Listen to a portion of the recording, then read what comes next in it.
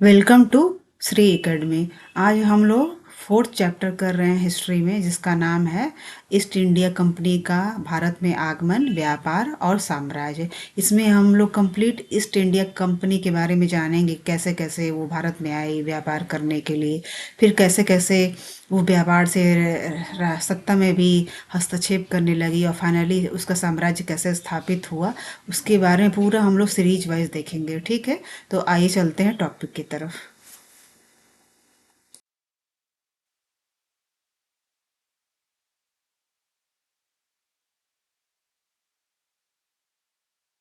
तो आज का टॉपिक है हमारा यूरोपियन कंपनी का भारत में आगमन, व्यापार और उनका साम्राज्य।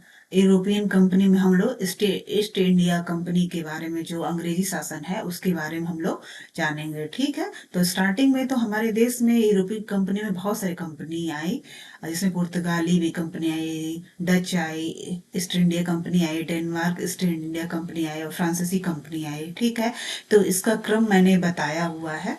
ठीक है, तो इसको हम लोग अभी देख लेते हैं। तो भारतीय यूरोपियन कंपनी के आने का क्रम में सबसे पहले जो कंपनी आई थी वो पुर्तगाली कंपनी आई थी, जो 1498 में हमारे देश में आई थी। और इनके आने का पर्पज जो था वो व्यापार था।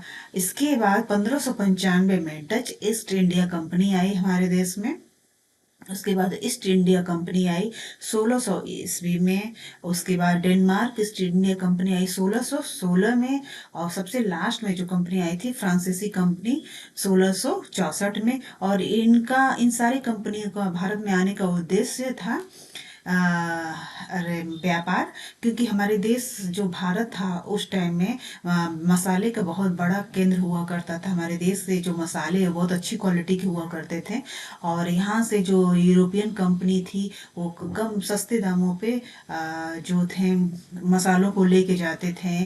और वहाँ वहाँ पे बहुत सारे और बाहर जाके इन मसालों को बेच के बहुत सारा पैसा कमाते थे। इंडिया के जो कपड़े थे वो भी विदेशों में उनकी बहुत डिमांड थी।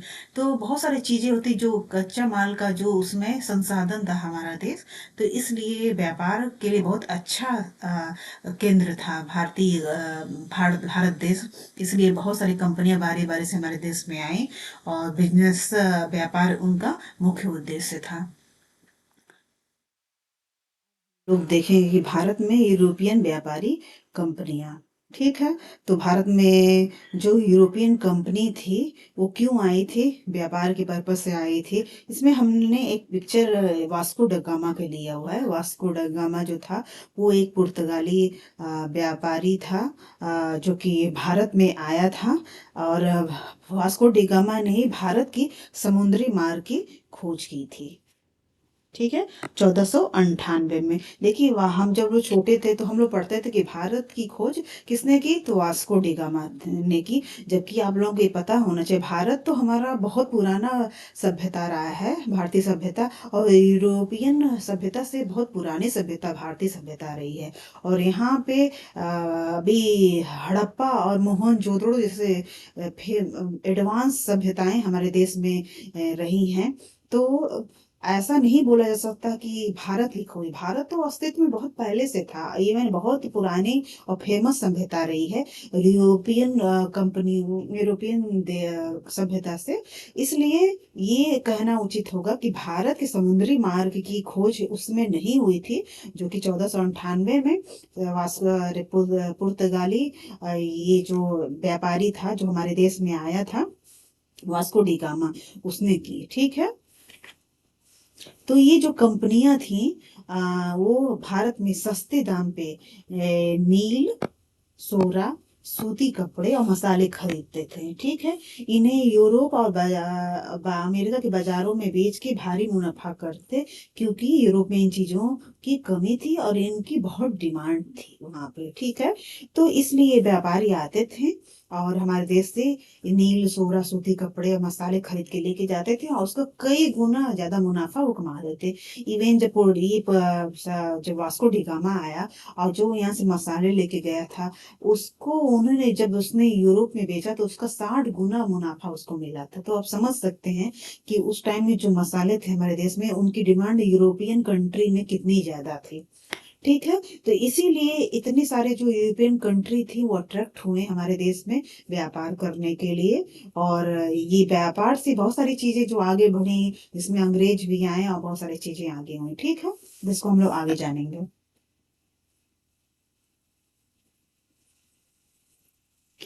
ठीक है। तो भारत में यूरोपियन व्यापारी कंपनी, ठीक है, तो इसके बारे में अब अभी और हम लोग डीप में जानेंगे कि यूरोप के बहुत सारी कंपनियों ने भारत के बहुत सारे हिस्सों में व्यापारिक केंद्र बनाए। ठीक है। देखिए क्या हुआ कि हमारे देश में जब वास्को डी गामा ने भारत के समुद्री मार्ग की खोज की, उसके बहुत साल 5 सालों के बाद लगभग वो फिर दोबारा आया। एक्चुअली वास्को डी गामा जो था वो 3 बार हमारे देश में आया। पहली बार तो आया तो उसने समुद्री मार्ग की खोज की, फिर दूसरी बार वो 5 साल के बाद बहुत सारे व्यापारियों के साथ आया था और उसका उद्देश्य था भारत में व्यापार बनाना। लेकिन जब ये लोग व्यापार यहाँ पे करने आए, फिर देखे कि भारत में उनके व्यापार का बहुत ज्यादा विकास हो सकता है, क्योंकि प्राकृतिक संसाधनों का भारत जो था उसमें केंद्र हुआ करता था।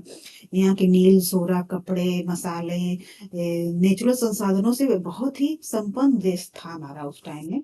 तो उन्होंने, इनको लगा कि ये लोग अपने व्यापार का बहुत अच्छा केंद्र बना सकते थे। तो धीरे धीरे ये लोग व्यापार करना, और फिर धीरे धीरे जो यूरोपियन कंपनी थी वो भारत के बहुत सारे हिस्सों में व्यापारिक अपने केंद्र बनाने लगी। इनमें पुर्तगाली, डच, अंग्रेज, डेनमार्क और फ्रांस की कंपनियां मुख्य थी। ठीक है।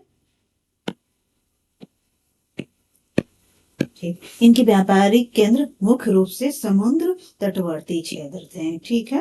क्योंकि समुद्री रास्ते से आते थे और समुद्री एरिया जो था, तटवर्ती क्षेत्र थे, वो उनके मुख्य केंद्र हुआ करते थे। क्योंकि फिर आप समझ सकते हैं कि फिर आने जाने में, व्यापार करने में ये तटवर्ती क्षेत्र बहुत ही मतलब उसके हित के पर्पज से बहुत सुटेबल थे। इन व्यापारिक केंद्रों को फैक्ट्री कहते थे। इन फैक्ट्री की किलाबंदी अ, हम की जाती थी और हम लोग से रक्षा करने के लिए की जाती थी। ठीक है। तो किलाबंदी करने से था क्या होता, एक्चुअली क्या है, जो फैक्ट्री थी वो एक तरह से वेयर हाउसेज हुआ करते थे, जहाँ पे सारे ये लोग अपने जो जो सामान खरीदते थे इंडिया से सस्ते दामों पे, उनको रखते थे। फिर उनको कि धीरे धीरे उस सामानों की रक्षा करने के लिए किलाबंदी करने लगे। एक तरह से फैक्ट्री हुआ करती थी, उसको बाद में उन लोगों ने किलाबंदी करने लगे। तो जैसा कि हमने देखा कि ये कंपनियां भारत में आई थी व्यापार के लिए, फिर धीरे धीरे व्यापारिक केंद्र बनाने लगी, अपना तटवर्ती क्षेत्रों में फैक्ट्री बनाने लगी, फिर उनकी किलाबंदी करने लगी। लेकिन क्योंकि हमारे देश में बहुत सारी कंपनियां आ रही थी वन बाय वन, और अब भारत से कच्चे मालों की उनकी आपूर्ति हो रही थी, जिसकी बाहर बहुत ज्यादा डिमांड थी।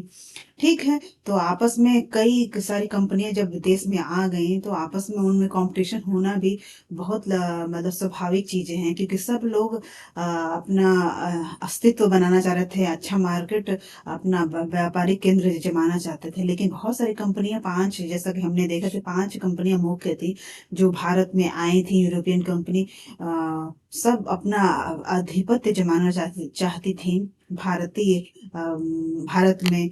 तो ऐसे में उनको फिर महसूस होने लगा कि एक दूसरे दूसरे का भी प्रभाव खत्म करने की कोशिश करनी चाहिए, अगर उनको अपनी कंपनी का अगर बाजार में अधिकार जमाना है। तो फिर धीरे धीरे उन्होंने, क्या हुआ कि अपना प्रभाव जमाने के लिए दूसरे का प्रभाव खत्म करने की वो कोशिश करने लगे, और इसके लिए उन्होंने राजनीतिक सत्ता बनाने की भी कोशिश करने लगे। ठीक है। तो देखिए जो शुरुआत हुआ वो सिंपल व्यापार से हुआ, फिर धीरे धीरे ये व्यापारिक केंद्र में बदलने लगा, फैक्ट्री बनने लगी उसकी, फिर किलाबंदी होने लगी। फिर उसके बाद इतने सारे जो यूरोपियन कंट्री में आपस में कंपटीशन स्टार्ट हो गया।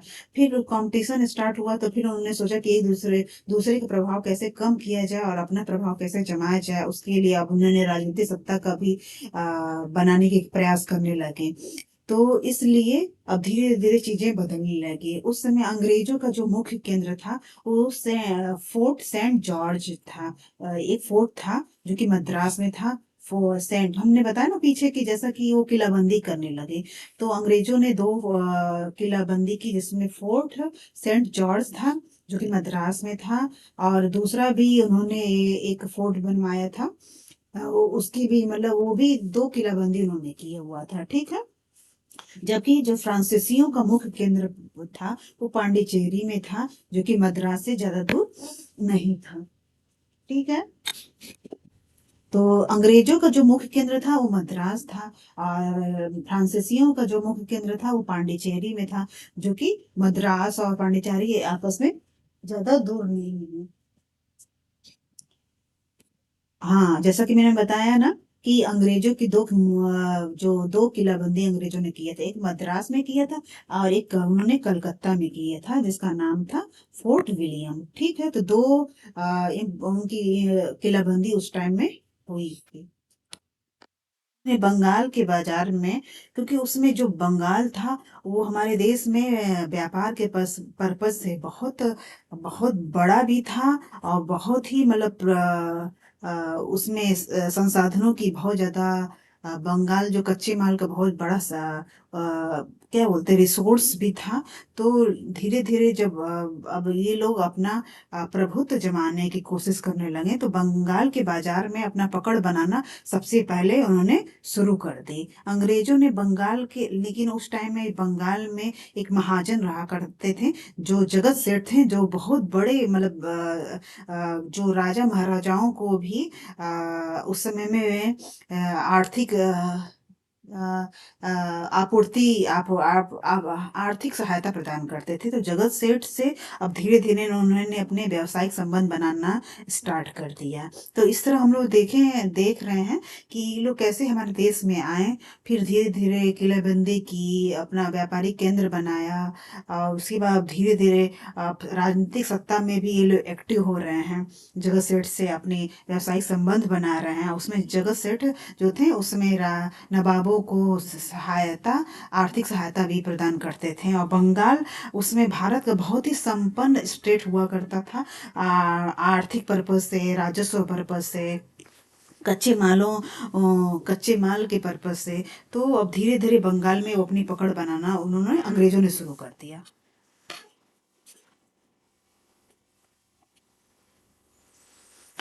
ठीक है, तो ये हम लोगों ने देखा कि उन्होंने कैसे अपना धीरे धीरे अब राजनीति में ये लोग एक्टिव होना शुरू कर दिए। लेकिन अब व्यापार था, व्यापार से युद्ध तक कैसे पहुंचे, इसका हम लोग अभी देखेंगे अंग्रेजों का, ठीक है।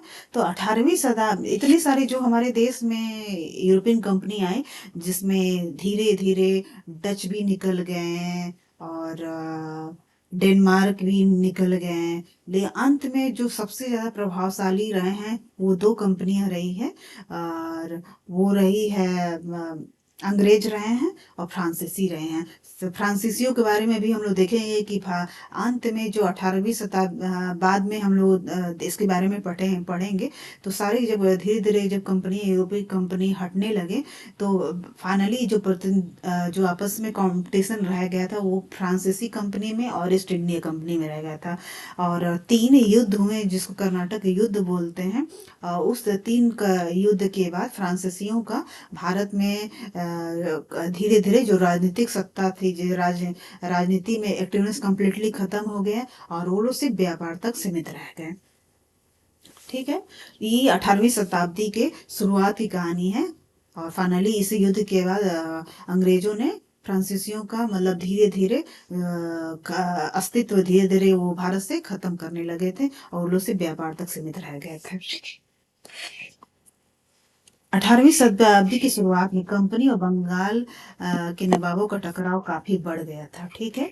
औरंगजेब की मृत्यु के बाद बंगाल के नवाब अपनी ताकत दिखाने लगे थे। देखिए, मुगल साम्राज्य के जितने भी राजा रहे हैं, उसमें बहुत महान राजा रहे हैं, लेकिन उसमें जब औरंगजेब ऐसे राजा थे जिनकी फाइनली मृत्यु के बाद कोई कोई बहुत प्रभावशाली या बहुत काबिल राजा नहीं हुआ मुगल साम्राज्य का, जो देश को एक डोर में बांध के देश को संभाल सके। ठीक है। तो जब औरंगजेब की मृत्यु हो गई तो धीरे धीरे नवाबी ताकत, सरदार, ये सब चीजें उभरने लगे थे। ठीक है। तो बंगाल, उनकी मृत्यु के बाद बंगाल के जो नवाब थे अपनी ताकत दिखाने लगे थे। उसमें दूसरी क्षेत्रीय ताकतों की स्थिति ऐसी ही थी। ठीक है।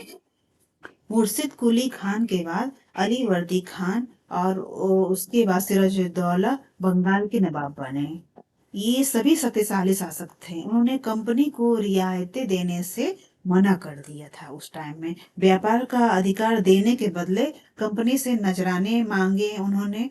उससे सिक्के ढालने का अधिकार नहीं दिया और उसकी किलाबंदी को बढ़ाने से रोक दिया। जी हाँ, क्योंकि धीरे धीरे ये लोग राजनीतिक सत्ता में भी एक्टिव हो रहे थे। और अब बंगाल के नवाबों को कहीं ना कहीं ये धीरे धीरे एहसास होने लगा था कि ये हमारे शासन के लिए ये लोग, अंग्रेज लोग धीरे धीरे मतलब नुकसान पहुंचा रहे हैं। नवाबों की शक्ति भी क्षीण हो रही है और ये लोग फ्यूचर में दिक्कत क्रिएट कर सकते हैं। तो उन्होंने उनकी किलाबंदी को बढ़ाने से भी रोक दिया। ठीक है। सिक्के ढालने का अधिकार भी नहीं दिया। कंपनी पे धोखाधड़ी का आरोप लगाते हुए उन्होंने दलील दी कि उनकी वजह से बंगाल सरकार की राजस्व वसूली कम होती जा रही है। ठीक है। तो ऐसे नवाबों को, वहां के बंगाल के नवाबों ने ऐसे दलील दी और नवाबों की ताकत भी कमजोर पड़ रही है। उनको ऐसा फील होने लगा था कि ये लोग बंगाल के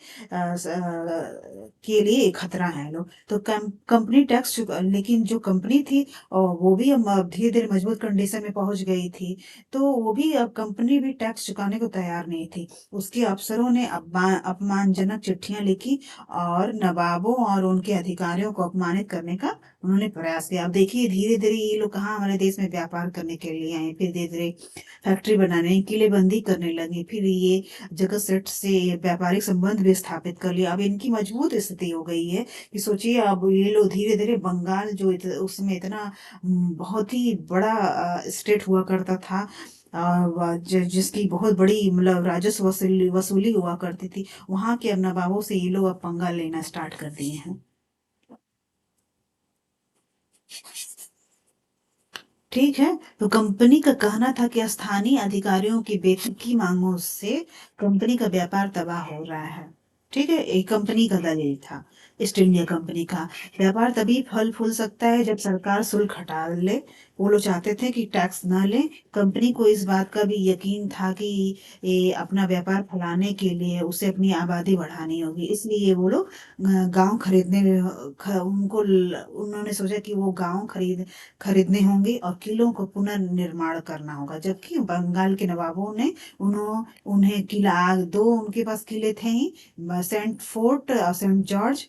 तो सेंट विलियम और सेंट जॉर्ज करके जो उनकी दो किलेबंदी उन्होंने की थी मद्रास में, कलकत्ता में। लेकिन उसके आगे और भी किलेबंदी करना चाह रहे थे, लेकिन बंगाल के नवाबों ने उस पर ऑब्जेक्शन किया। लेकिन बट उनको फील हो गया था कि अगर उनको व्यापार फैलाना है तो अपनी आबादी बढ़ाने के लिए वो उन लोगों को गांव खरीदनी होगी और किलों का पुनर्निर्माण करना होगा। ये टकराव जो था वो दिन पे दिन गंभीर होता गया और अंततः ये जो टकराव हुआ वो प्लासी के प्रसिद्ध युद्ध के रूप में हुआ। ठीक है। तो प्लासी का युद्ध जो हुआ वो इसीलिए हुआ था कि बंगाल के नवाबों और अंग्रेजों के बीच में टकराव होने लगे थे। अंग्रेज टैक्स नहीं देना चाहते। नेचुरल सी बात है, कहीं भी कोई कंपनी आती है किसी देश में व्यापार करने के लिए तो उसको टैक्स पे करना पड़ता है, फिर वो व्यापार कर सकते हैं। क्योंकि किसी भी देश में किसी को कोई अलाउ करता है कंपनी, कोई देश, तो उसको टैक्स देनी पड़ती है व्यापार करने। लेकिन वो लोग टैक्स फ्री होके अब व्यापार करने की सोच रहे थे। और सोचिए अब वो लोग मजबूत स्थिति में पहुंच गए हैं कि अब वो लोग टकराने की स्थिति में आ गए हैं। और अब इसी के टकराहट के चलते प्लासी का युद्ध हुआ था, जो कि इतिहास में बहुत मायने रखता है। यहीं से फाइनली भारत के शासन में इनका धीरे धीरे पैर जमना स्टार्ट होता है। ठीक है।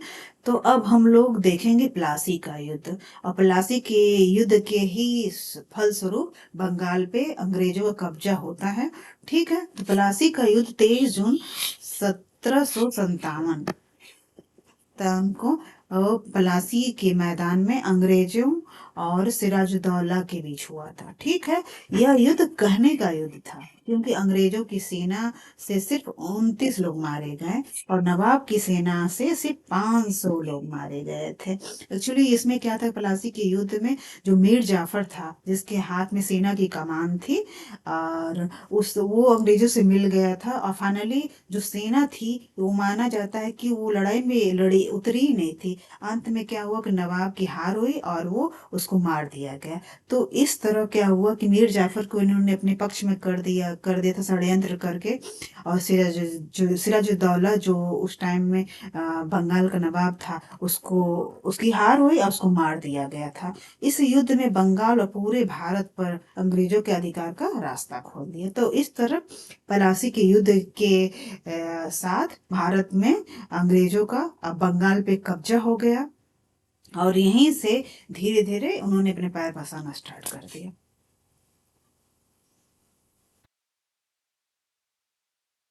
ठीक है, तो प्लासी का नाम किस तरह पड़ा, ये भी हम लोग को जानना चाहिए। ये चीजें मतलब अच्छी चीजें हैं और इम्पोर्टेंट भी हैं। ठीक है, दरअसल एक्चुअली वहाँ पे जो प्लासी जगह है, वो पलास के वहाँ पे फूल हुआ करते हैं जो कि काफी फेमस फूल हैं, और इन फूलों से ना गुलाल बनाया जाता है जो कि होली पे इस्तेमाल किया जाता है। एक्चुअली देखिए, दरअसल असली नाम पलासी था।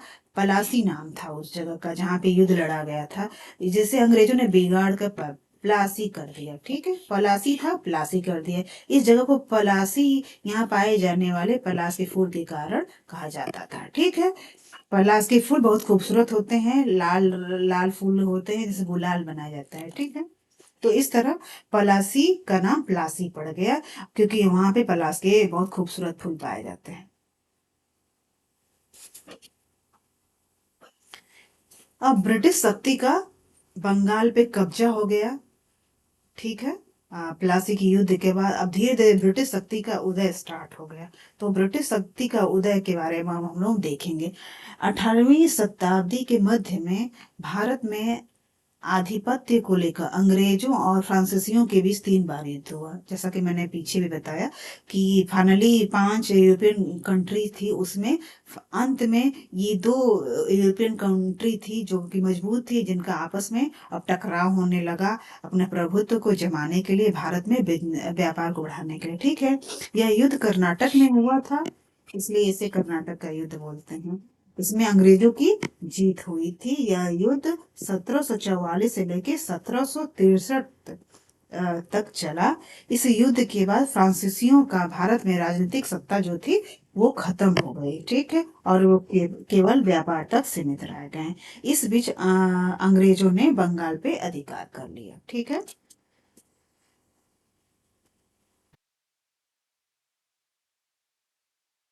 कर्नाटक का युद्ध के बारे में थोड़ा हम लोग जान लेते हैं। पहला जो युद्ध हुआ था वो 1746 में स्टार्ट हुआ और 1748 तक चला। ठीक है, 2 साल तक। फिर उसके बाद दूसरा युद्ध फिर 1 साल के बाद 1749 में स्टार्ट हुआ और 1754 तक चला। ठीक है, 5 साल ये युद्ध चला। फिर उसके बाद 1756 में 2 साल के बाद फिर युद्ध, तीसरा युद्ध स्टार्ट हुआ और ये 1763 तक चला। ठीक है, तो ये 7 ईयर्स तक चला। 2 साल, फिर 5 साल, फिर 7 ईयर्स तक ये चला। तो काफी लंबा युद्ध चला फ्रांसीसियों और अंग्रेजों के बीच में, और फाइनली उसमें अंग्रेजों की जीत हुई। अब बंगाल पे अंग्रेजों का कब्जा है। अब यहाँ पे बक्सर का युद्ध देखिए। प्लासी के युद्ध से क्या हुआ था कि उन्होंने मीर जाफर को अपने पक्ष में कर लिया था षड्यंत्र करके, बाद में सिराजदौला को मार दिया। ठीक है, अब क्या हुआ था, धीरे धीरे ये लोग क्या है अपना बंगाल पे कब्जा शुरू उन्होंने कर दिया। इस तरह क्या हुआ कि फिर सिराजदौला की मौत के बाद उन्होंने मीर जाफर को वहां का नवाब बना दिया। लेकिन अब इस तरह क्या कि धीरे धीरे कंपनी की जो पोजीशन मजबूत होती जा रही थी, फाइनली पूरा कब्जा नहीं था उनका बंगाल पे, लेकिन अब उनके मन से नवाब बनने लगे थे। फिर वो जो नवाब थे उनको बहुत सारे गिफ्ट देने पे, रियायतें देने पे मजबूर होना पड़ता था।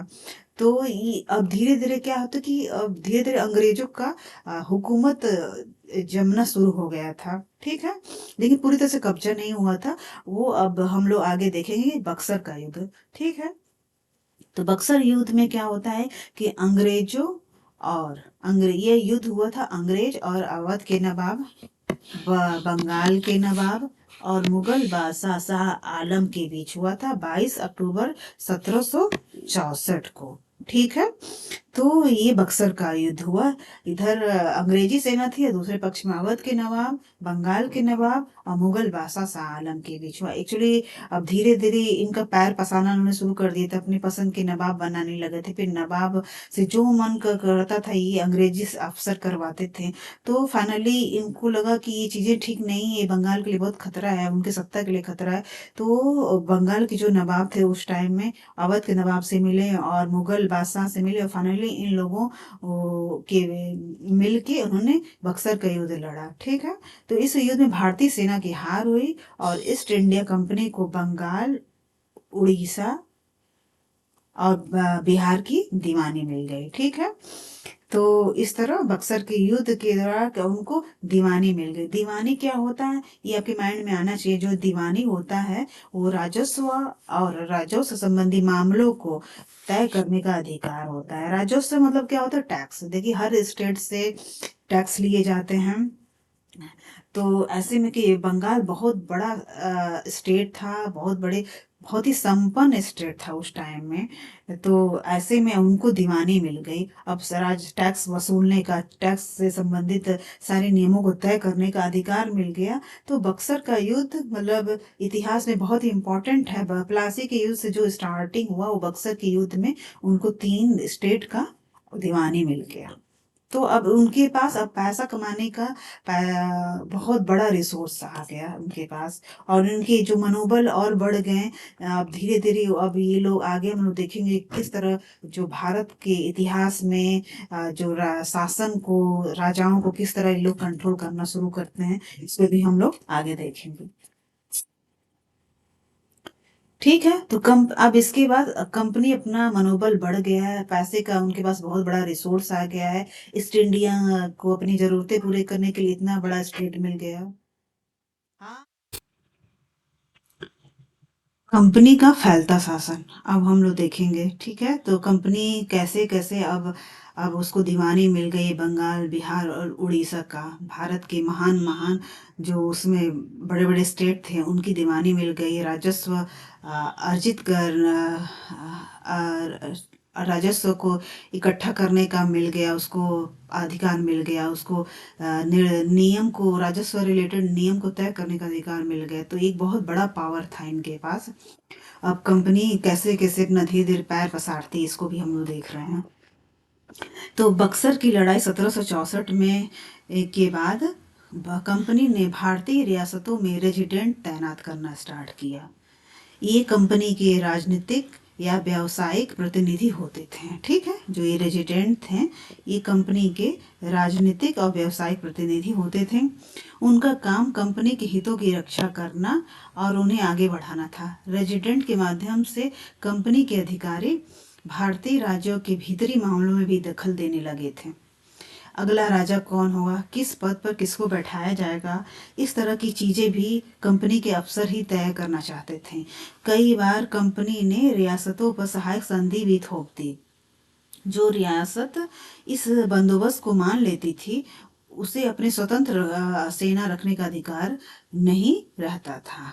ठीक है, देखिए सहायक संधि में क्या हुआ करता था कि अगर किसी राज्य से सहायक संधि हुआ राजा और अंग्रेजों के भी, तो ऐसे में क्या था कि ये आपस में तय होता था कि अगर कोई दूसरा राज्य उस राजा पे अगर धावा बोलता है तो अंग्रेजी सेना उसकी रक्षा करेगी, और बदले में उनको अंग्रेजी जो सेना थी वो उसकी खर्चे उठाने पड़ते थे। और सहायक संधि का ये भी एक था कि उनको अपना, जो राज्य के भी सहायक संधि होती थी, उनको अपना सेना रखने का अधिकार नहीं हो रहता था। तो सेना अंग्रेजी सेना रहती थी जो कि उन ये मतलब आपस में तय होता था कि जरूरत पड़ने पे अंग्रेजी सेना उस राजा की रक्षा करेगा और उस राजा को उससे अंग्रेजी सेना के खर्चे उठाने पड़ते थे।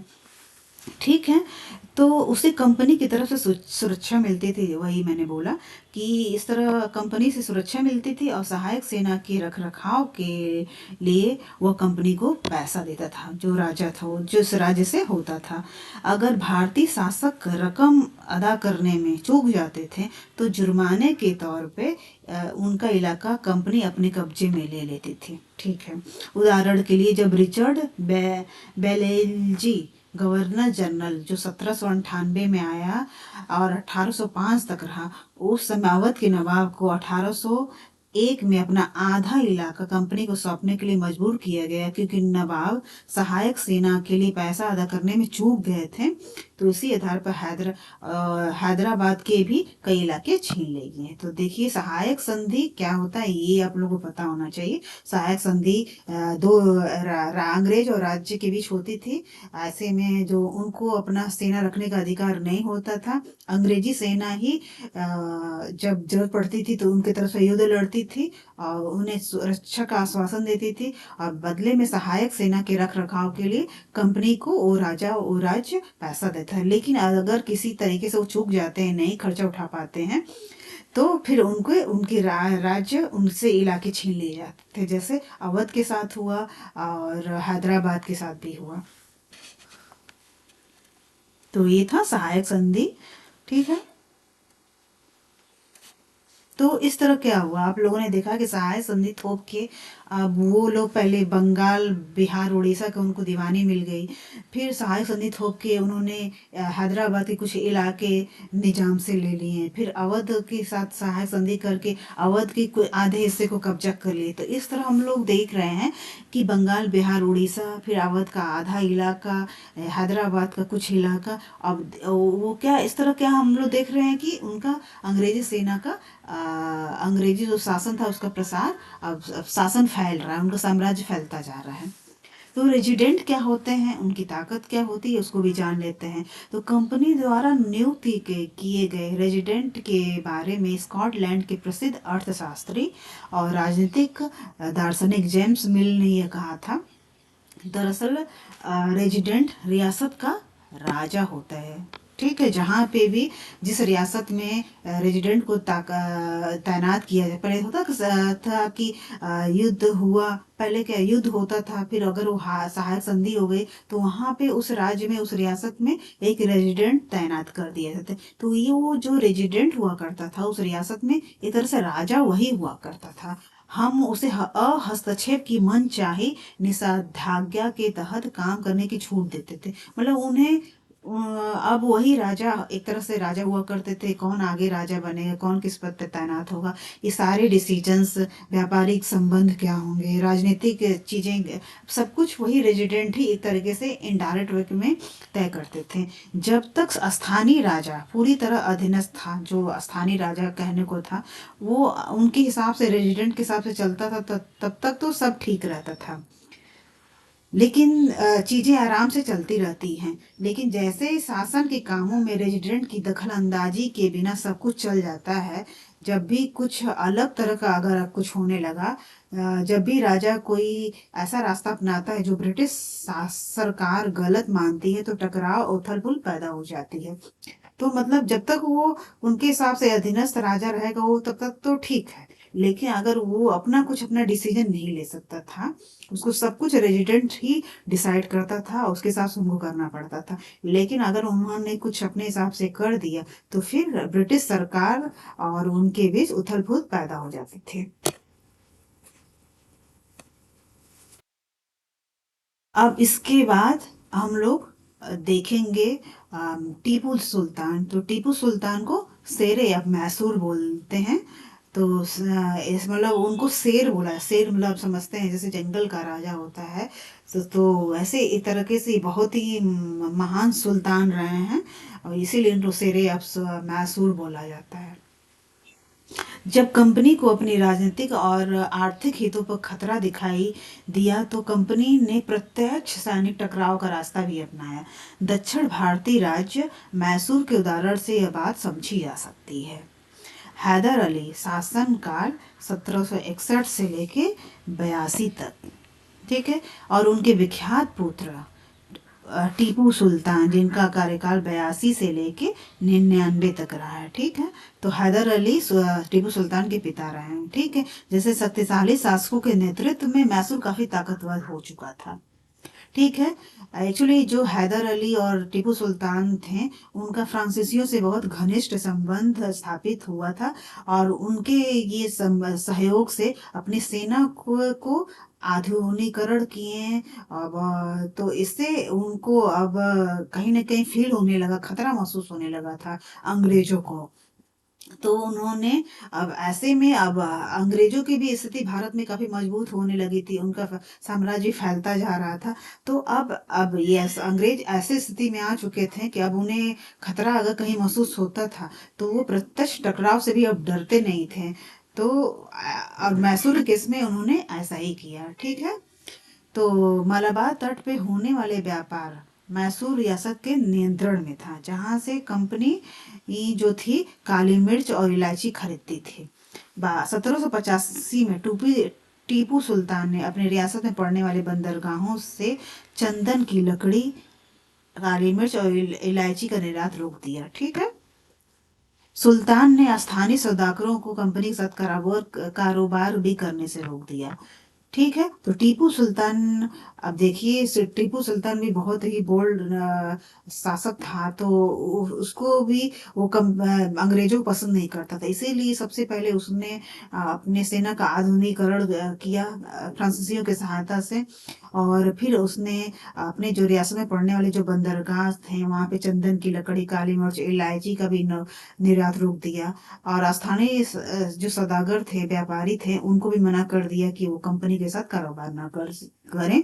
तो इससे जो अंग्रेज थे वो काफी भड़क गए, और उन्हें लगता था कि जो हैदर अली या और टीपू सुल्तान है उनके साम्राज्य के लिए खतरा है, ये लोग बहुत बोल्ड हैं और सुल्तान हैं, तो इनको रास्ते से हटाना बहुत जरूरी है। तो इसी के लिए वो लोग बाद में आगे बहुत सारा युद्ध लड़ते हैं, जिसे आंग्ल मैसूर युद्ध कहते हैं।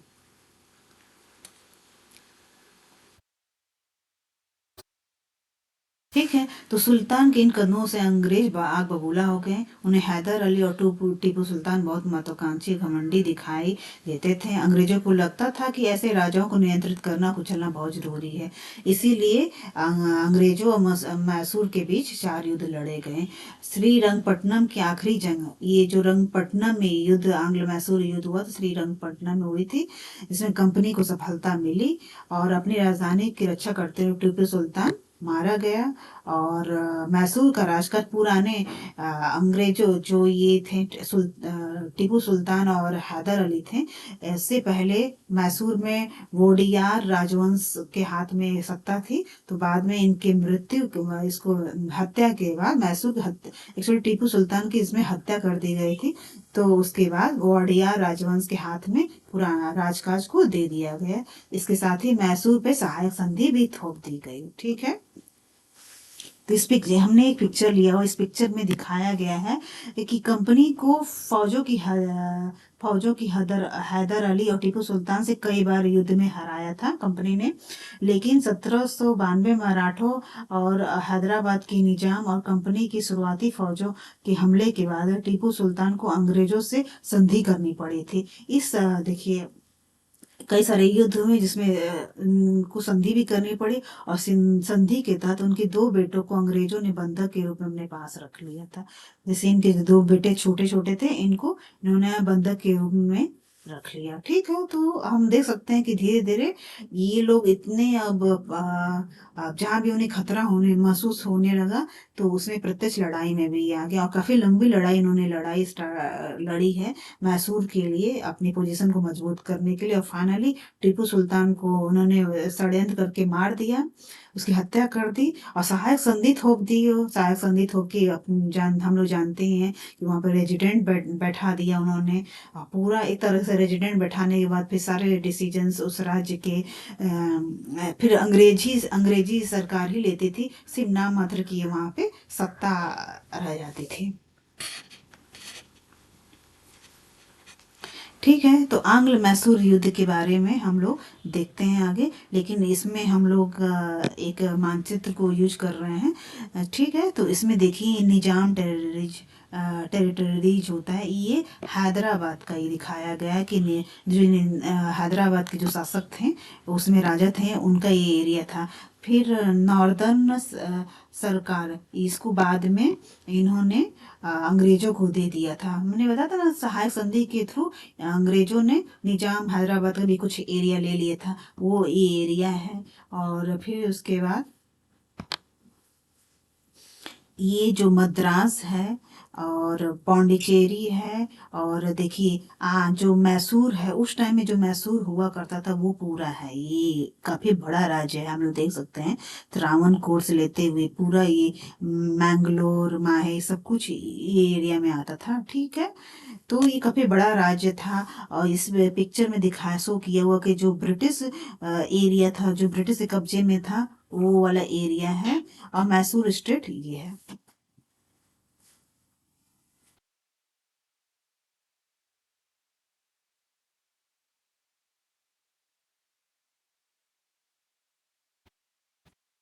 आंग्ल मैसूर युद्ध, तो अंग्रेजों मैसूर के शासकों के बीच में युद्ध जो लड़ी गई थी, उसको आंग्ल मैसूर युद्ध बोलते हैं। यह 4 बार युद्ध लड़ा गया था।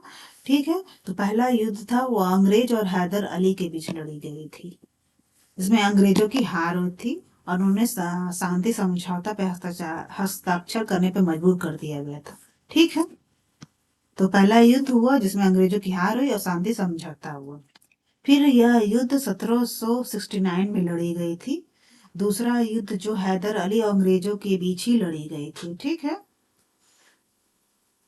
और 1780 से लेकर 1784 के बीच लड़ी गई थी। बाद में दोनों पक्षों ने शांति समझौता कर लिया, इसमें भी हुआ। ठीक है, तीसरा युद्ध जो था वो टीपू सुल्तान और अंग्रेजों के बीच हुई थी, जिसमें टीपू सुल्तान की हार हुई।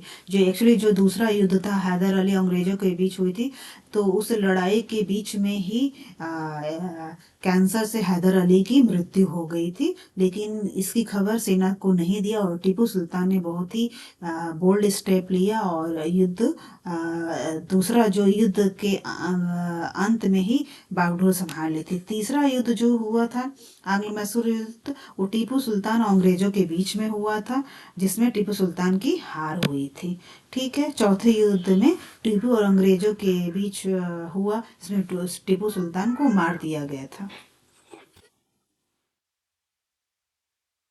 तो देखिए, हम लोगों ने आंग्ल मैसूर युद्ध के बारे में पढ़ा। आंग्ल मैसूर युद्ध को मैंने टेबल फॉर्म में बनाया हुआ है। तो पहला, दूसरा, तीसरा, चौथा, क्या आंग्ल मैसूर क्या था, उसमें टाइम क्या था, कौन कौन किसके बीच हुआ था, कौन सी संधि हुई थी, और परिणाम क्या हुआ था, कमांडर कौन कौन रहे हैं। तो ये मैंने एक टेबल फॉर्म में बना दिया है, ताकि आप लोगों को उसको याद करने में सहूलियत रहेगी। ठीक है, तो इसको आप लोग अच्छे से देख लीजिएगा। अब आंग्ल मैसूर युद्ध के बाद अब हम लोग मराठों से अंग्रेजों की लड़ाई देखेंगे। तो 18वीं शताब्दी के आखिर से कंपनी मराठों की ताकत को भी काबू और ख़त्म करने के बारे में सोचने लगी थी। ठीक है, तो आंग्ल मैसूर 4 युद्ध हुआ, उसके बाद फाइनली चौथे युद्ध में मार दिया गया और सहायक संधि हो गई। फाइनली मतलब मैसूर इनके कब्जे में आ गया। ठीक है, और अब इसके बाद अब ये लोग देखते हैं कि मराठा बहुत मजबूत हैं, तो मराठों को अब ये लोग काबू और ख़त्म करने के बारे में सोचने लगे थे। तो 1761 में पानीपत की तीसरी लड़ाई में हार के बाद दिल्ली से देश का शासन चलाने का मराठों का जो सपना था वो चूर चूर हो गया था। तीसरी लड़ाई कब हुई थी पानीपत की? 1761 में। इम्पॉर्टेंट फैक्ट्स है, तो आप लोगों को जाननी चाहिए। ठीक है, और उसके बाद उन्हें उन्हें कई राज्यों में बांट दिया गया। इन राज्यों की बागडोर सिंधिया, होलकर, गायकवाड़ और भोसले जैसे अलग अलग राजवंशों के हाथ में थी। ये सारे सरदार एक पेशवा सर्वोच्च मंत्री के अंतर्गत एक कॉन्फेडरेसी राजमंडल के सदस्य थे। ठीक है, तुम लोग पेशवा जो थे वो सर्वोच्च मंत्री हुआ करते थे। और ये जो लड़ाई हुई थी पानीपत की, उसके बाद इसको कई कई राज्यों में बांट दिया गया था। और होलकर, सिंधिया, गायकवाड़, भोसले जैसे राजवंशों के हाथ में अब सत्ता चली गई थी। पेशवा इस राजमंडल का सैनिक और प्रशासकीय प्रमुख होता था। ठीक है, जैसे हम लोगों ने नाम सुना है ना, बाजीराव पेशवा, तो वो क्या होते थे, कुछ राजमंडल के सैनिक भी होते थे और प्रशासकीय प्रमुख भी होते थे, और जो कि पुणे में रहते थे। महादजी सिंधिया और नाना फडणवीस 18वीं सदी की आखिर के दो प्रसिद्ध मराठा योद्धा और राजनीतिज्ञ थे। ठीक है, तो नाना फडणवीस और महादजी सिंधिया। ठीक है, एक के बाद एक कई युद्धों में कंपनी ने मराठों को घुटने टेकने पर मजबूर कर दिया। पहला युद्ध 1782 में सालबाई संधि के साथ खत्म हुआ, जिसमें कोई पक्ष नहीं जीता। दूसरा अंग्रेज मराठा युद्ध 1803 से 1805 तक चला। कई मोर्चों पर लड़ा गया, जिसका नतीजा ये हुआ कि उड़ीसा और यमुना के उत्तर में स्थित आगरा और दिल्ली सहित कई भूभाग अंग्रेजों के कब्जे में चले गए। ठीक है, तो दूसरा युद्ध के बाद उड़ीसा और यमुना के ये जो क्षेत्र हैं, आगरा है, दिल्ली है, ये कब्जे में चले गए। ठीक है, अंततः मराठों से इनकी 3 युद्ध हुई है, और अंततः तीसरा युद्ध जो लड़ा गया है 1817 से लेके 1719 तक मराठों की ताकत को उन्होंने पूरी तरह से कुचल दिया, और पेशवा को पुणे से हटाकर उन्होंने कानपुर के पास बिठूर में पेंशन पे रख दिया। ठीक है, और अब विंध्य के दक्षिण में स्थित पूरे भूभाग पर कंपनी का नियंत्रण हो गया। तो देखिए, मतलब आंग्ल मैसूर युद्ध हुआ तो उन्होंने पूरा मैसूर पे कब्जा कर लिया, सहायक संधि थोप दी, रेजिडेंट बैठा दिया, अब सब कुछ उन्हीं के पावर में था, कब्जे में आ गया। फिर इसके बाद उन्होंने मराठों से भी युद्ध की, मराठा से 3 युद्ध हुए। उसके बाद पूरा, जबकि उस टाइम में जो मराठा थे बहुत ही बोल्ड शासक हुआ करते थे, बहुत ही महान शासक हुआ करते थे मराठा, जैसे शिवाजी महाराज रहे हैं, पेशवा रहे हैं, तो ये लोग बहुत प्रसिद्ध और बहुत महान शासक रहे हुए हैं, हमारे देश में योद्धा रहे हैं। लेकिन धीरे धीरे आपस में जो इनकी आपस में एकता, हमारे भारतीय समाज में एक सबसे बड़ी समस्या रही है कि एकता नहीं थी। कभी भी वो लोग राष्ट्रीयता की भावना से नहीं जुड़ पाए, हमेशा सब लोग अपने अपने हित के बारे में सोचते रहे और देश के हित को मतलब सर्वोपरि नहीं रख पाए, जिसका आपस में इन्होंने फूट का फायदा उठाया, और फूट करो और राज करो नीति अपनाते हुए फाइनली अंग्रेजों ने धीरे धीरे सबको कुचलते हुए वे टीपू सुल्तान से लिए महान राजाओं को, मराठों को भी इन्होंने ख़त्म कर दिया और उनको पेंशन पे रख दिया कानपुर में।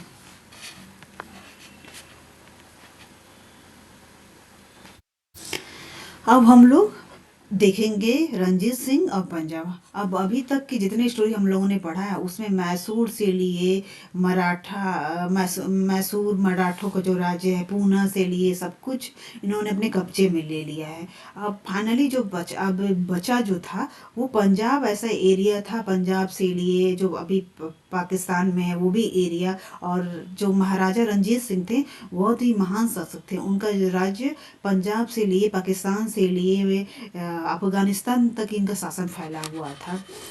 ठीक है, तो बस यही एक राज्य था जो बचा था, अंग्रेजों के कब्जे से बाहर था। लेकिन रंजीत सिंह जब तक जिंदा थे तो अंग्रेज इस पे कब्जा नहीं कर पाए थे, और ये एक स्वतंत्र राज्य था। लेकिन इनके मृत्यु के बाद कोई शासक ऐसा नहीं हुआ जो उनकी शासन की बागडोर को संभाल सके और पंजाब को भी स्वतंत्र राज्य बनाए रख सके। लेकिन उनकी मृत्यु के बाद चीज़ें कैसे गड़बड़ हुई, कैसे खराब हुई या कैसे क्या हुआ, उसके बारे में भी हम लोग आगे पढ़ेंगे। तो रंजीत सिंह के बारे में, महाराजा रंजीत सिंह बहुत ही महान शासक रहे हैं और इनके बारे में जान लेते हैं। महाराजा रंजीत सिंह का जन्म 13 नवंबर 1780 को गुजरवाला, जो कि अभी पाकिस्तान में आता है, वहाँ पे हुआ था। इनके पिता का नाम महासिंह और माता का नाम राजकौर था। इन्होंने 10 साल की उम्र में पहली लड़ाई लड़ी थी और 12 साल की उम्र में ये गद्दी पे बैठ गए थे। और ये बचपन में चिकन पॉक्स हुआ था जिससे उनकी एक आंखें खराब हो गई थी। तो ये इतने महान शासक हैं कि इन्होंने पूरे अंग्रेज पूरे भारत पे कब्जा कर चुके थे। बस पंजाबी ऐसा राज्य था जो स्वतंत्र था, वो भी इनकी बहुत इज्जत करते थे, और जब तक ये जिंदा थे पंजाब की तरफ वो लोग देख नहीं पाए थे। तो सोचिए, एक आंख वाला भी शासक इंसान भी इतना बड़ा राजा बन सकता है कि जो अंग्रेज इतने गद्दार थे, अपने कब्जा कर चुके थे, वो भी इनकी इज्जत करते थे, इनका बहुत सम्मान करते थे। उस इनको शेरे या पंजाब बोला जाता है। शेरे या पंजाब महाराजा रंजीत सिंह। उस समय पंजाब कई हिस्सों में बटा हुआ था, जिसे मिसल कहते हैं, जिसपे सिख समुदाय का अधिकार था। ठीक है। धीरे धीरे सारे मिसलों को जीतकर महाराजा ने खालसा साम्राज्य की स्थापना की थी। ठीक है। ये जो पिक्चर है महाराजा रंजीत सिंह का पिक्चर है। ठीक है। तो ये सारे इंपॉर्टेंट फैक्ट्स हैं रंजीत सिंह के बारे में, महाराजा। तो ये आपको जाननी चाहिए। ठीक है। महाराजा रंजीत सिंह हैं, उनका राज्य को यहाँ पे शो किया हुआ है। ठीक है। तो इनका कश्मीर से लेके लाहौर, मुल्तान, पेशवर, अफगानिस्तान तक इनका ये राज्य फैला हुआ था। तो अंग्रेज अपना धीरे धीरे देखिए, बंगाल, बिहार, उड़ीसा, फिर उसके बाद उन्होंने अवध का राज्य हड़प लिया, फिर हैदराबाद, मैसूर और पुणे, सब जगह उन्होंने कब्जा। बस यही एक क्षेत्र था जो कि महाराजा रंजीत सिंह की वजह से बचा हुआ था।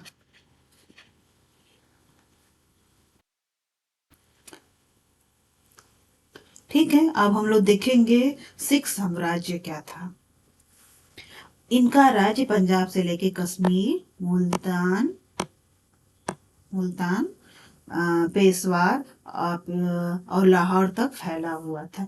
इनके जाने के बाद दिलीप सिंह गद्दी पे बैठे, लेकिन राज्य संभाल नहीं पाए। एक्चुअली जो दिलीप सिंह थे, जब गद्दी पे बैठे तो उनकी उम्र 5 साल की थी। महाराजा रंजीत सिंह, उनकी 2 शादियां हुई थी, और जो दूसरी शादी हुई थी दूसरी रानी थी, उनसे एक लौते एक ही बेटे थे दिलीप सिंह। इन्हीं को उनकी मृत्यु के बाद गद्दी पे बैठाया गया। और ये 5 साल के थे, तो 5 साल का बच्चा गद्दी पे इनको बैठाया गया था। लेकिन महारानी जो थी, इनकी जो माता थी, उनको वही राजपाट को संभाल रही थी, और गद्दी पे ये बैठे हुए थे। लेकिन महारानी जो जिंद कौर थी, उनका नाम, वो नहीं संभाल पाए इस राज्य को, और यहीं से सिख साम्राज्य बिखरना शुरू हो गया था। महाराजा ने 40 साल तक शासन किया, और उस समय पंजाबी एकमात्र स्वतंत्र राज्य था जो अंग्रेजों की सत्ता से बाहर था। अब हम लोग विलय नीति के बारे में जाने। विलय नीति को ही हड़प नीति बोलते हैं, और डॉक्टरिन ऑफ लैप्स भी बोलते हैं। ठीक है। तो आप लोगों को पता होनी चाहिए, इसको हड़प नीति भी बोलते हैं।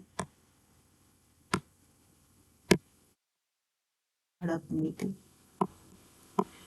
ये काफी इम्पोर्टेंट है। तो अधिग्रहण की आखिरी लहर 1848 से 1856 के बीच में हुई थी, और किसके द्वारा अपनाई गई थी? लॉर्ड डलहौजी के शासनकाल में आया था। लॉर्ड डलहौजी उसमें गवर्नर जनरल था इंडिया का। ठीक है। और ये टाइमिंग कौन सा था? 1848 से लेकर 1856 में था। इस नीति में क्या हुआ होता था कि जो भी राजा निसंतान थे, जिनकी अपनी संतान नहीं होती थी, वो लोग दत्तक पुत्र अपना नहीं सकते थे, और फाइनली उनके मृत्यु के बाद या उनके शासन को छोड़ने के बाद उस राज्य को हड़प लिया जाता था, अंग्रेजी शासन में मिला लिया जाता था। तो इसी को हड़प नीति बोलते हैं या विलय नीति बोलते हैं। तो इस सिद्धांत के तहत सतारा, जो कि 1848 में, संबलपुर 1850 में, उदयपुर 1852 में, देखिए क्रम कैसे स्टार्ट हुआ। 48 में, 48, 50, 52, 53 और 54 में झांसी को, और 53 में नागपुर को अंग्रेज के हाथ में ये सब चले गए, क्योंकि यहाँ के राजाओं के पास अपने पुत्र नहीं थे, तो फाइनली उनको दत्तक पुत्र लेने का अधिकार नहीं था, किसी को उत्तराधिकारी बनाने का अधिकार नहीं था। तो फाइनली इनके राज्य को इनके राज्य को अंग्रेजी राज में मिला लिया गया। आखिरकार 1856 में कंपनी ने अवध को भी अपने नियंत्रण में ले लिया। इस बार अंग्रेजों ने एक नया तर्क दिया। उन्होंने कहा कि ये अवध की जनता को नवाब की कुशासन से आजाद करने के लिए कर्तव्य से बंधे हुए हैं। उन्होंने कि अवध में कुशासन हो गया है और ये कर्तव्य से बंधे हुए हैं, तो इसलिए उन्होंने अवध को भी हड़प लिया। इसलिए वे अवध पे कब्जा करने को मजबूर हैं। अपने प्रिय नवाब को जिस तरह से वो गद्दी से हटाया गया, उसे देखकर लोगों का गुस्सा भड़क उठा और अवध के लोग भी 1857 के महान विद्रोह में शामिल हो गए। ठीक है।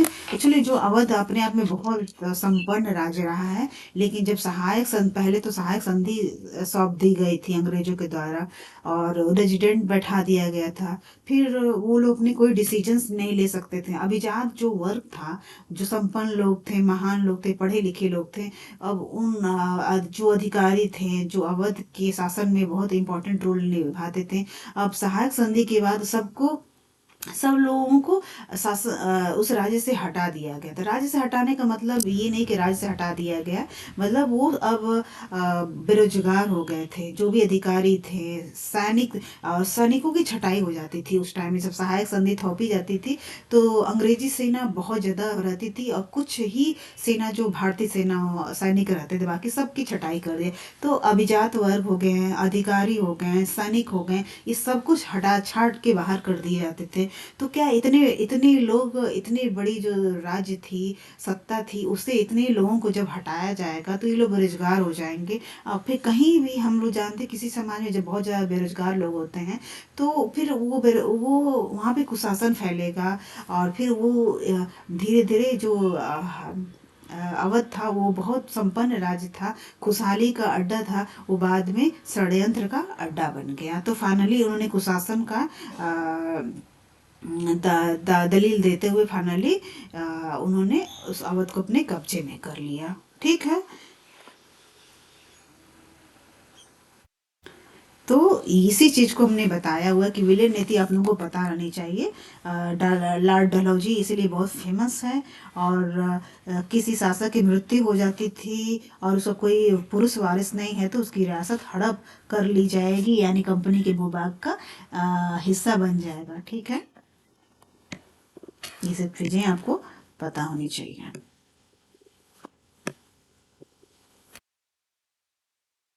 कौन कौन से राज्य मिलाए गए ये भी आप लोगों को पता होना चाहिए। कौन से सन में मिलाए गए ये भी आपको पता होना चाहिए। ठीक है। तो विलय नीति या हड़प नीति यही था, आप लोगों को पता होनी चाहिए। सहायक संधि क्या होता है ये भी आप लोगों को पता चलिए। ये बहुत इंपॉर्टेंट नीतियां हैं जो ब्रिटिश शासन में शासन को बढ़ाने के लिए, साम्राज्य को बढ़ाने के लिए नीति अपनाई गई थी। ठीक है। अब सिख धर्म का इतिहास क्या रहा है इसको भी हम लोग जान लेते हैं, क्योंकि अब हम लोग महाराजा रंजीत सिंह के बारे में पढ़ रहे हैं तो सिख धर्म के इतिहास भी हमें जानना चाहिए। तो इसमें सिख धर्म में 10 गुरु रहे हैं। इन गुरुओं को कब से कब तक इनका कार्यकाल ये भी देखिए। 5 गुरु हैं, इनके कौन कौन से गुरु रहे हैं, किसका कार्यकाल कब तक रहा ये पता रहना चाहिए, क्योंकि ये भी पूछे जाते हैं कि दूसरे धर्म गुरु कौन थे। गुरु अंगद। चौथे गुरु कौन से थे, गुरु रामदास। 5वें गुरु कौन थे, गुरु अर्जन। तो ये चीजें आती हैं, इनका कार्यकाल था कब तक था ये भी आपको पता रहनी चाहिए। इसको आप लोग याद कर लीजिएगा। ठीक है। मैंने पूरा इनका एक टेबल बनाया हुआ। ठीक है। सबसे लास्ट जो गुरु थे, 10वें धर्म गुरु थे, गुरु गोविंद सिंह थे। और ये 1775 से लेके 1675 से लेके 1708 तक इनका कार्यकाल था। ठीक है। तो ये सारा आप एक टेबल है, इसको आप लोग याद कर लीजिए। अब हम लोग देखेंगे अमृतसर की संधि। ठीक है। तो अमृतसर की संधि हम लोग देखेंगे। अमृतसर की संधि में क्या था कि गुरु गोविंद सिंह सिखों के अंतिम धर्म गुरु थे। उनकी समाधि के बाद उनके प्रिय शिष्य बंदा सिंह बहादुर सिखों के सेनापति बन गए। मुगल राजा फर्रुखसियार के राज्य में शहीद होने के बाद सिख समुदाय मिसलों में बट गया था। मुगल राजा फर्रुखसियार, ठीक है ना, इनके राज्य में 2 धर्म गुरु थे जो सिख समुदाय के, जिनकी ये लोग शहीद हुए थे। ठीक है। जिसमें 12 मिसल थे, जिसे बाद में खालसा समुदाय में विलीन कर दिया गया था। और किसने विलीन किया था? महाराजा रणजीत सिंह ने किया था। महाराजा रणजीत सिंह ने अफगान शासक से लड़ाई में जीत के बाद खालसा को अपने सिख समुदाय में मिला लिया और 1799 में सिख साम्राज्य का निर्माण किया था।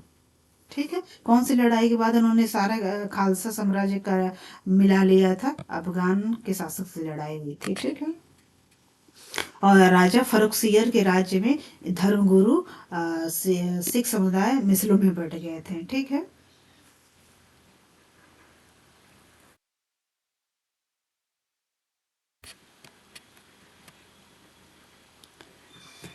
अब सिखों और अंग्रेजों के बीच भी बहुत सारे युद्ध लड़े गए, तो इसके बारे में हमें पता रहना चाहिए। तो प्रथम एंग्लो सिख युद्ध जो था वो 1845 से 1846 तक चला। इसके अंदर 4 लड़ाइयाँ लड़ी गई। ठीक है, पहला है मुदकी का युद्ध 1845, फिरोजपुर का युद्ध 1845, अलीवाल का युद्ध भी 1846 और सुखराव का युद्ध 1846। इन चारों युद्धों में सिख सेना की हार हुई।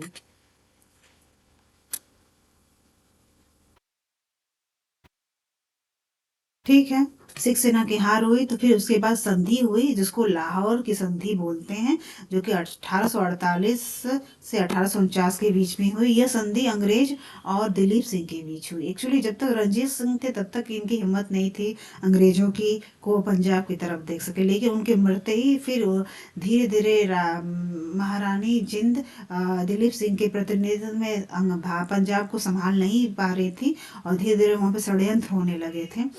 तो ये जो इसीलिए सिख युद्ध हुए, क्योंकि धीरे धीरे कुछ सिख जो थे वो अंग्रेजों के खिलाफ धीरे धीरे उनके में आक्रोश पैदा होने लगा। तो सिख एंग्लो युद्ध जो हुआ वो दिलीप सिंह के राज्यकाल में हुआ था।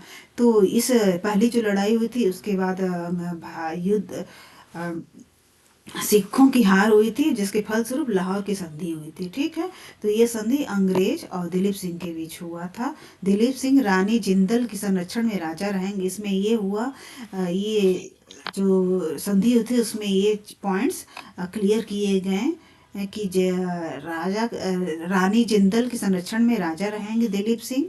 सतलज के पूरब के प्रदेश और जालंधर के दोआब क्षेत्र अंग्रेजों के अधिकार में आ गया। ठीक है, और लाहौर दरबार पे 1.5 करोड़ का जुर्माना भी लगाया गया। तो सोचिए कितना बड़ा नुकसान हुआ, 1.5 करोड़ का जुर्माना। फिर पूरब के प्रदेश और जालंधर के दोआब क्षेत्र ये अंग्रेजों के क्षेत्र में आ गए। और ऐसे ये लाहौर संधि थी। अब हम लोग सिख एंग्लो युद्ध में लाहौर की संधि में और भी कुछ चीजें हुई, उसको भी देख लेते हैं। तो उसके बाद तो ये था कि राजा रहेंगे महारानी जिंदल के संरक्षण में, और जुर्माना लगाया गया 1.5 करोड़ का। फिर कुछ क्षेत्र भी उनसे छीन लिए गए पंजाब से। फिर था सिख सेना में कटौती कर दी गई। 20,000 पैदल सेना ही रख सकते थे और 12,000 घुड़सवार तक सीमित कर दिया गया, और अंग्रेज रेजिडेंट को लाहौर में नियुक्त कर दिया गया। तो देखिए, हमेशा जब भी कोई संधि होती थी तो अब सहायक संधि इन पे थोप दी गई है, क्योंकि अंग्रेजों की सिखों की हार हो चुकी है। तो सेना को सीमित कर दिया गया और रेजिडेंट बैठा दिया गया, जुर्माना 1.5 करोड़ का लगा दिया गया, उनसे क्षेत्र भी छीन लिया गया। और क्योंकि दिलीप सिंह 5 वर्ष के बच्चे थे, उनके संरक्षण में रानी जिंदल राज्यभार संभाल रही थी। बट क्योंकि धीरे धीरे षड्यंत्र का धीरे धीरे अड्डा बनता जा रहा था पंजाब, तो जो कि अब चीजें अब बिखरना स्टार्ट हो गई थी। ठीक है, अब दूसरा युद्ध जो हुआ है वो अंग्रेजों और सिखों का जो हुआ है, अब उसके बारे में हम लोग देखेंगे। ठीक है, तो इसमें जो पहला युद्ध हुआ है 13 जनवरी 1849 में हुआ है, और यह चिली वाला में हुआ था। ठीक है, तो हमेशा पता रहना चाहिए कि कब युद्ध हुआ, दूसरा युद्ध स्टार्ट हुआ, और ये कहाँ हुआ था। तो चिली वाला में हुआ था, जिसमें दोनों पक्षों ने जीत का दावा किया। ठीक है, दूसरा युद्ध फिर इसमें 21 फरवरी 1849 को फिर हुआ। ठीक है, जनवरी में हुआ, फिर फरवरी में हुआ। ये गुजरात में हुआ था, जिसमें सिखों की हार हुई। ठीक है। 29 मार्च को पंजाब को अंग्रेजी साम्राज्य का अंग बना दिया गया। देखिए, दूसरा पहला युद्ध हुआ जिसमें सिखों की हार हुई, फिर दूसरा युद्ध हुआ उसमें भी 3 युद्ध हुआ, जिसमें पहले वाले चिली वाले में तो दोनों पक्षों ने जीत का दावा किया। फिर दूसरा युद्ध जो फरवरी में हुआ उसमें सिखों की हार हो गई, और फिर 29 मार्च को फिर जो हुआ उसमें सिखों की फिर से हार हो गई, और फाइनली अंग्रेजी पंजाब को अंग्रेजी साम्राज्य का अंग बना दिया गया। ठीक है। भैरवाल की संधि, भैरवाल की संधि भी लाहौर की दूसरी संधि के नाम से जाना जाता है, जो कि 30 दिसंबर 1846 को हुआ था। ठीक है। महाराजा दिलीप, इसमें ये डिसाइड किया है कि महाराजा दिलीप सिंह के वयस्क होने तक शासन 8 मनोनीत सदस्य के परिषद को देने को तय किया गया। ठीक है, कि जो है जब तक बड़े नहीं होते, 18 साल के नहीं होते, तब तक जो शासन है वो 8 मनोनीत सदस्य की परिषद संभालेगी। रानी जिंदल से सारे अधिकार छीन लिए गए। कंपनी की सेना को पंजाब में रखने को तय किया गया। जो कंपनी की सेना थी अब वो पंजाब में रहेगी, और इसके लिए पंजाब राज्य ने 22 लाख वार्षिक पैसा अंग्रेज सेना को देने को तय किया गया। जैसे कि हमने बताया ना, सहायक संधि में क्या था कि अब अंग्रेजी सेना ही फाइनली सेना में रहती थी, और उसके बदले राज्य को उसका खर्चा उठाना से उस सेना का खर्चा उठाना पड़ता था। तो 22 लाख वार्षिक अंग्रेज सेना का खर्चा था, उसको पंजाब को देना होता था। रानी जिंदल से सारे अधिकार छीन लिए गए। इनको वयस्क होने तक 8 मनोनीत सदस्य को परिषद को दे दिया गया कि शासन संभाले, और दिलीप सिंह को फाइनली बाहर पढ़ने के लिए बाहर भेज दिया गया। तो आज हम लोगों ने देखा कि किस तरह भारत में अंग्रेज आए व्यापार के लिए, फिर उन्होंने व्यापार में अपना पोजीशन बनाया, फिर व्यापारिक केंद्र भारत को बनाया, फिर धीरे धीरे वो किस तरह सत्ता में एक्टिव हो गए, और फाइनली किस तरह उन्होंने अपना साम्राज्य जमा लिया। तो इस तरह फाइनली हम लोगों को, आई होप कि आप लोगों को अच्छे से समझ आया होगा कि फाइनली एक ये क्या सीरीज है, अंग्रेजों का भारत में आना, व्यापार और साम्राज्य। तो उसको मैंने पूरा एक सीरीज वाइज बताने का प्रयास किया है ताकि आप लोगों को अच्छे से समझ आ जाए। ठीक है। तो आप लोग ज़रूर बताइए कि आप लोगों को ये वीडियोज कैसे लगे। एक्चुअली हम लोग तो काफ़ी मेहनत करके अपने वीडियोज बनाते हैं ताकि आप लोगों को अच्छे से समझ आए, आप लोगों को पेपर में काफ़ी सहूलियत रहे पढ़ने में। तो अगर वीडियोज अच्छे लग रहे हैं तो लाइक और सब्सक्राइब ज़रूर करें। ठीक है। और अपने मैसेज करके ज़रूर बताएं कि आप उन लोगों को वीडियोज कैसे लगी। ठीक है। Thank you so much.